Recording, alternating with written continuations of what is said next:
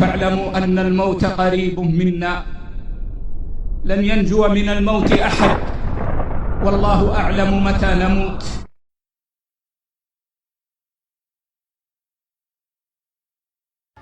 حاضرین مجلس، پردہ نشین ماں اور بہنوں، موضوع ہے اسلام میں علم کی اہمیت و فضیلت۔ سب سے پہلے اللہ رب العالمین کا شکر گزار ہوں کہ اللہ رب العالمین نے اس موقع پر آپ کے سامنے چند باتیں رکھنے کا موقع فراہم کیا۔ آپ کو معلوم ہے کہ دین اسلام کا آغاز جس وحی سے ہوتا ہے، اس وحی کا پہلا لفظ ہے اقرا۔ غار حرا کے اندر حضرت جبرائیل علیہ السلام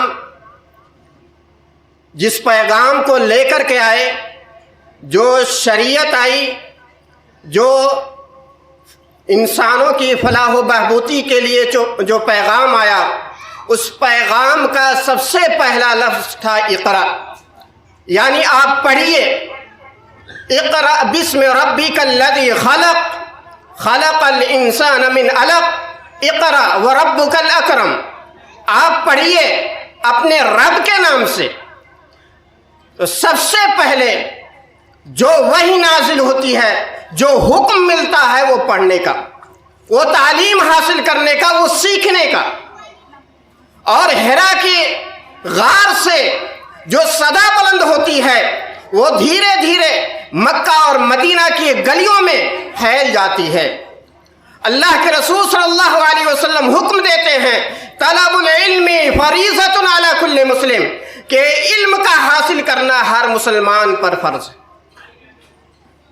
اور کوئی بھی اس سے چھوٹنے نہ پائے، خواہ وہ مرد ہو، عورت ہو، بوڑھا ہو، جوان ہو، ہر ایک طبقے کو علم کی روشنی عطا کرنے کے لیے اللہ کے رسول صلی اللہ علیہ وسلم کی تعلیمات دیکھ لیجئے۔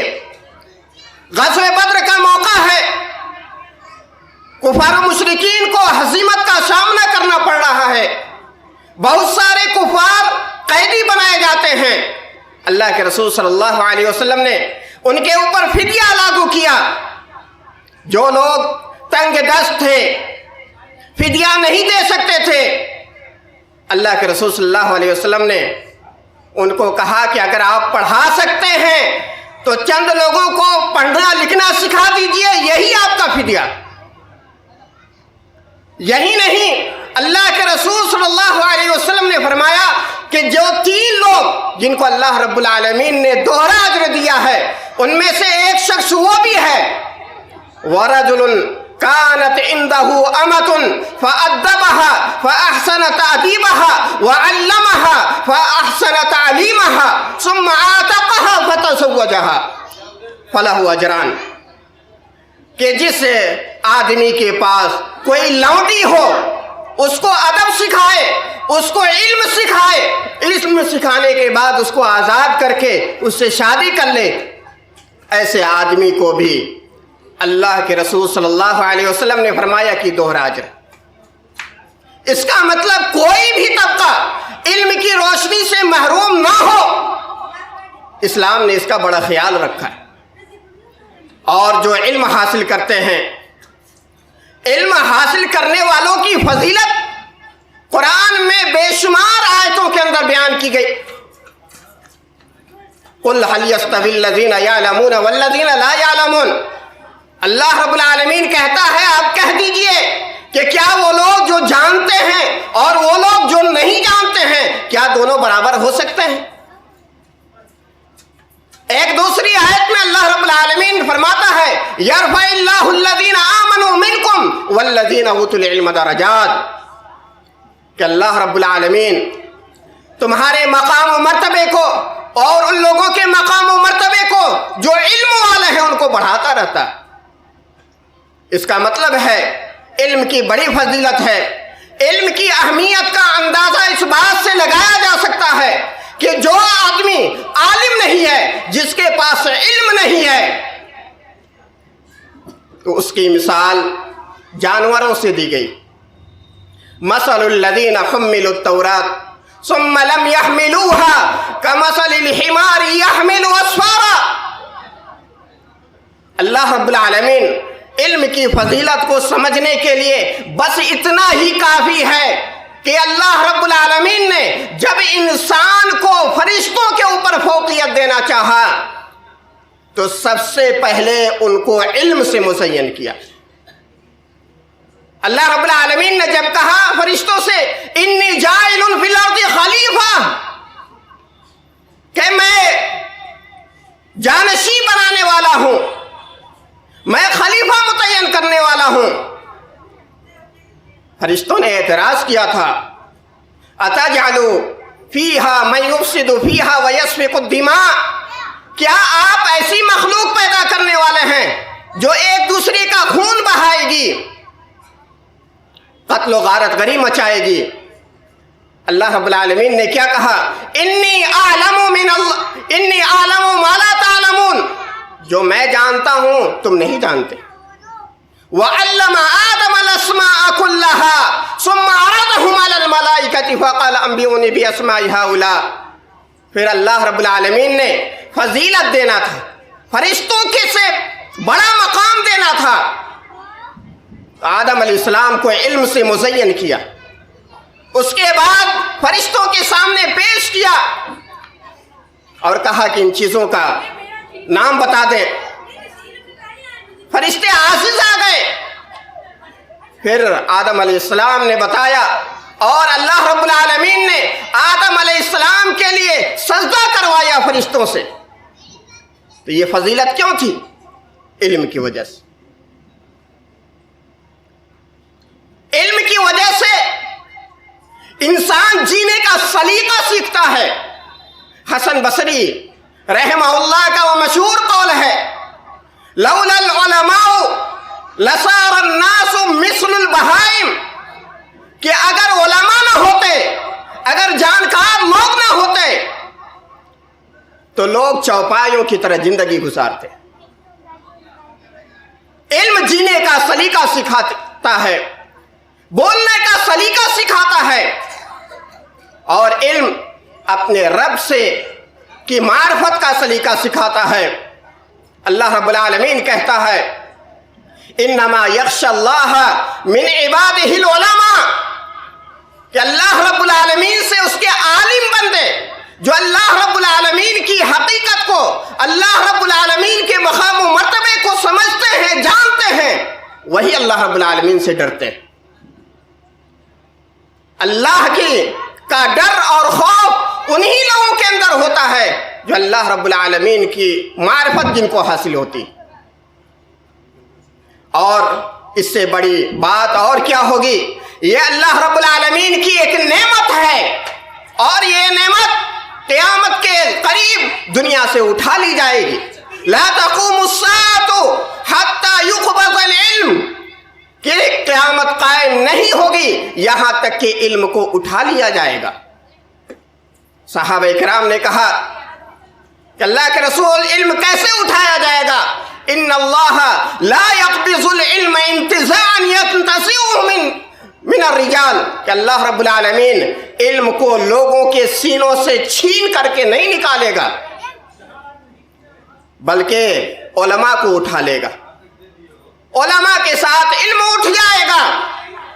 اتخذ الناس رؤوسا جہالا، جب علم اٹھ جائے گا لوگ جاہلوں کو اپنا سردار بنا لیں گے.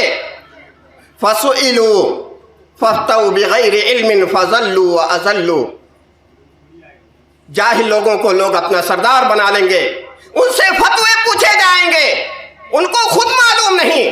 ڈگریاں یہ علم کا ثبوت نہیں ہے.